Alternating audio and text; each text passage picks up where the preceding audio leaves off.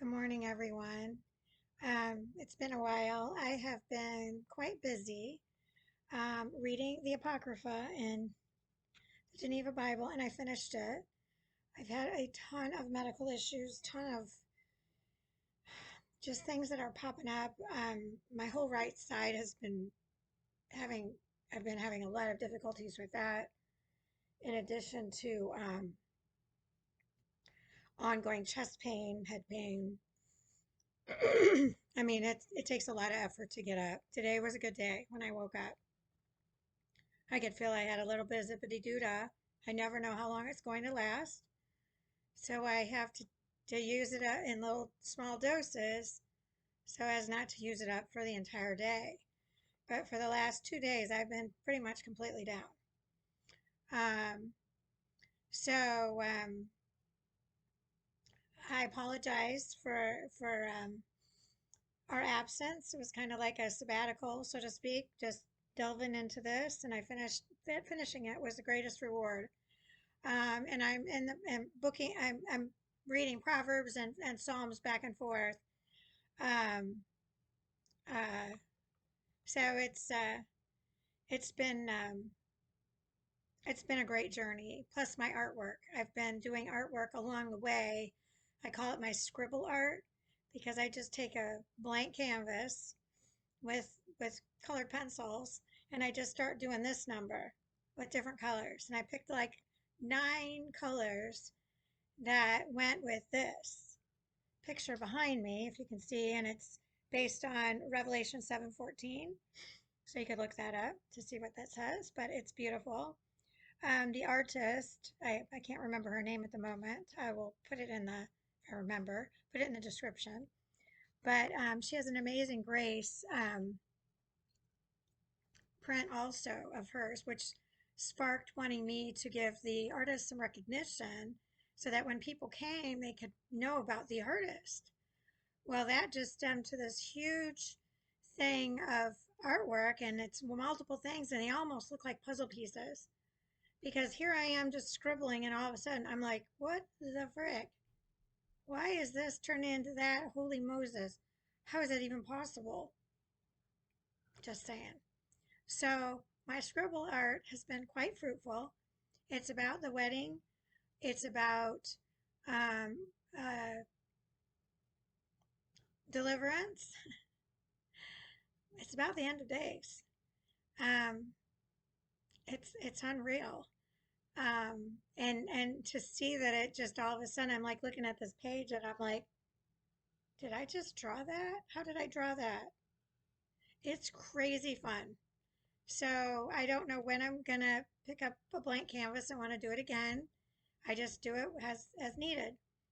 But something when I was listening to the Apostles' Church yesterday, they had a guest speaker. Can't remember his name either, so I'll need to reference that as well.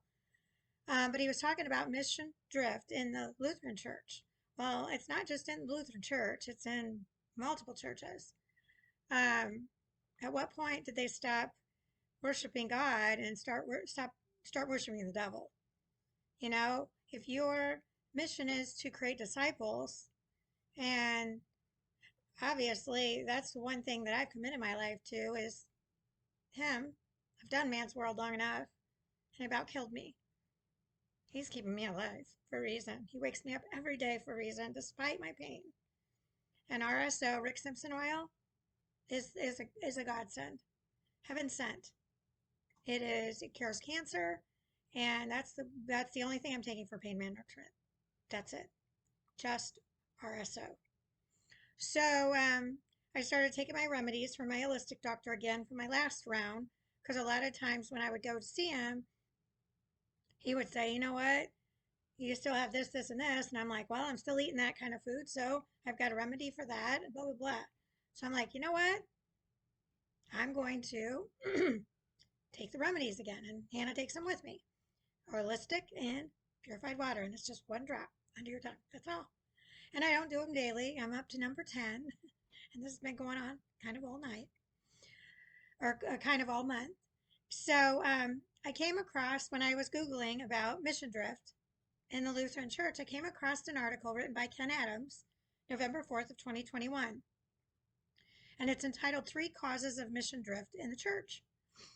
And I'm just going to highlight, um, so why are so many churches drifting away from the main mission? Or do they even have a mission at all? Why isn't the last statement Jesus gave his church our focus? Why are a few thoughts worth considering? Here are a few thoughts worth considering. And the three are confusion, comfort, and complacency. Confusion. Satan can be a master by creating confusion and can cause believers to lose sight of our main mission. The enemy can lead us to think that we are only exist to worship, care, serve, or reach out. Yes, we are called to do all the above. But if we have great Bible studies and worship services, but we do not produce disciples, we have missed a significant part of our mission as Christ followers. Comfort. Let's face it, accomplishing the mission of making disciples is work. That's for sure. Hard and at times uncomfortable work. Oh, yeah, because people throw stones at you. Oh, you're different. Yeah, you got that right. I'm working on getting more disciples. Many times people are not fulfilling the mission of making disciples simply because we are not willing to pay the price that takes to multiply disciples. Jesus spent 3 challenging years to prepare his disciples to lead his mission. Jesus was willing to pay the price and do the hard work of helping untrained seekers become fully trained disciples. Okay, well, I went down in February of 2020, so I'm coming up on 3 years. February. We must be willing to stick with and keep our hand to the plow in fulfilling the mission of making disciples. Amen. Let's be honest. Sometimes we lose sight of the mission simply because we are satisfied with where we are. I'm never satisfied, never. Complacent means being self-satisfied and pleased with yourself or your situation, often without awareness of some potential danger or defect. The mission of making disciples ought to drive us and motivate us to reach more and more people. When Jesus said all nations, that quantified the mission. Amen. We cannot be complacent with where we are as long as there is one person who has not learned what it means to be a disciple of Jesus. The church must keep the mission of Jesus front and center. Amen. We cannot allow our confusion, comfort, or complacency to get in the way of accomplishing what Jesus put us here to do. If at the end of the day we are not making some progress in making disciples, then we are drifting from the mission. Impact discipleship ministries exist to inspire people in churches to be and build disciples of Jesus Christ. They want to help make their mission clear and to help people accomplish it. So, like I said, I'll try to remember all the things that I want to put in my description. But I hope you enjoyed this video. Stay tuned. I have a feeling I've got more coming up today. I've got a lot more to say. So love to all bunches and bunches. Bye now.